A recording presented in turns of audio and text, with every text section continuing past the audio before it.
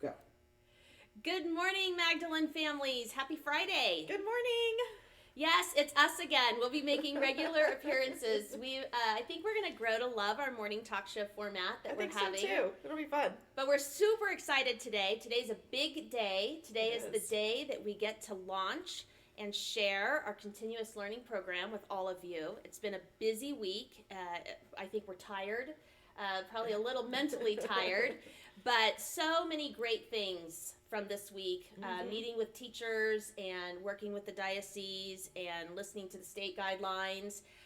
We have a plan that we think is engaging and exciting and creative, and we will be sharing that with you at noon today in an email. So I will warn you now, it's a lengthy email. We have worked really hard to think of all the angles that you as parents are going to desire to know. I don't know. I hope we answer all of your questions. It's 3 pages worth of information, but it's possible that we won't. So offer us a little grace. It's still a work in progress, but we think we've got a great framework, and today's the big day to share it with you. Yes, it'll be fun. It will be fun. So what happened behind the scenes this week is we held a series of meetings both Monday and Thursday with all of the teachers, and then there was constant contact throughout the week, text, emails, phone calls, with the teachers to answer their individual questions. And then Mrs. Patterson and I submitted the letter you're going to get today to Mrs. Janet Eaton for approval. So the Catholic School Office has approved our plan. And then the other thing that we had to do was we had to submit a waiver to the state with our continuous learning plan. So that's been sent on to Mrs. Eaton. She's preliminarily approved it. That will go to the state and we'll receive final approval from them for our continuous learning plan. So this isn't, we haven't been operating rogue here. Yeah. We've had abundance of support and encouragement from both the State Department and the diocese. I will say our Catholic School Office has been bar none in terms Awesome. of offering us ideas and support. The other thing that I would say is that we've really worked well with other principals. We've met with all the other diocesan principals every day at 4 o'clock via Zoom and just brainstormed, worked through all glitches, angles, and I think there's a lot of commonality between all the plans with the diocesan schools. But with that said, we've also been allowed to put kind of our Magdalene touch on it, what we know will work well for you, our families, and for our kids. All right, so now you just can't wait till noon, right? You just can't wait until noon so that you can check your inboxes. So we're just going to share with you some of the challenges and some of the gifts of the week. I would say some of the challenges would be that we have 338 families representing and made up of 503 children. And so I think one of our challenges was just thinking through a plan that would work for a variety of scenarios, a variety of family sizes, a variety of family work situations, a variety of where our children are spending their days. So we hope we got it right. We hope that we have a nice balance, but just trying to really think through all the angles of what that looks like for so many different situations. I think the survey that we sent out last week was very helpful. I think that gave us a lot of insight into what we are working towards.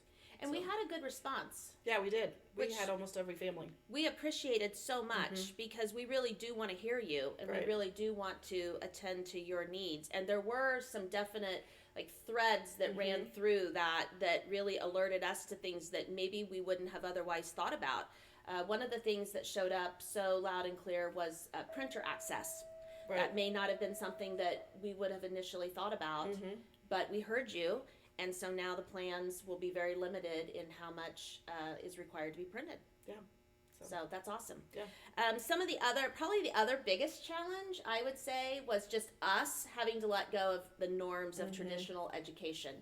So we're so deeply rooted, and for us, my entire professional life has been deeply rooted in traditional education, classroom instruction, face-to-face instruction.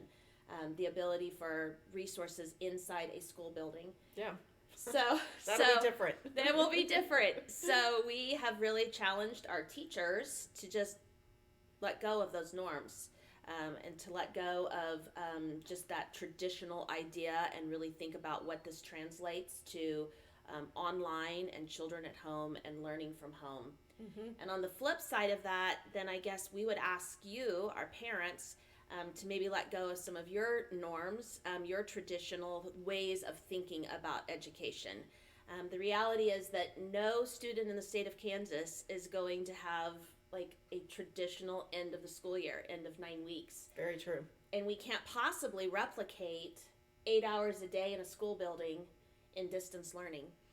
So we know that not everything's going to get covered, and we're not going to have our traditional assessments and ways to measure academic success. But I think that we're going to keep kids engaged and learning. And I like to use the athletic analogy like a coach.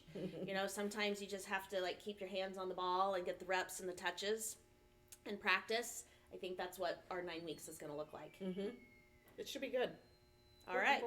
So some of the gifts that I've seen is just really, one, technology. Like, how amazing is it that we're able to sit here and visit with you and have this conversation? And we've done that all week with our teachers via Zoom, just the ability to connect and the ability to, in 1 week, say, all right, we've moved from the classroom to online. So whether that's social media, whether that's our webpage, whether that's Zoom, we're just so blessed that we have the technology to be able to make this happen. We also, I would just really compliment our teachers. Yes, they've been amazing. They've been amazing. I mean, they have just, like, I think there was just that initial period of grief, which we all felt. And then it was like, all right, we're rolling up our sleeves. I saw that grief merge into just really determination, creativity, a lot of energy. I saw that in all of our meetings, and I think that they're pretty excited to launch the plan today as well. I would say that we're going to be seeking regular feedback from you. That's part of our plan that we submitted to the state, is that we will consistently send out surveys to our families just to ask you how things are going.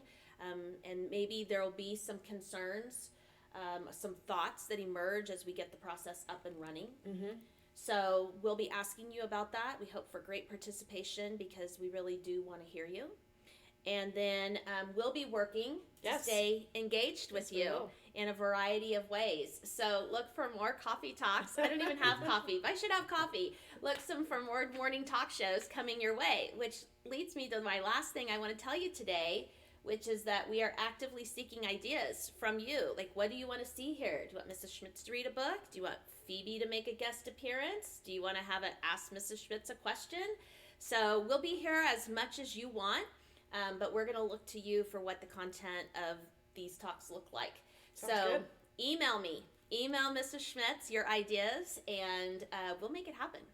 So we look forward to our continued partnership with you, albeit in a very different way. But we feel the love from our Magdalene community, and we just hope that you feel the love from your school community. So peace to all of you. Know that you're in our prayers, and we'll be back in touch soon. Have a good weekend. Have a great weekend.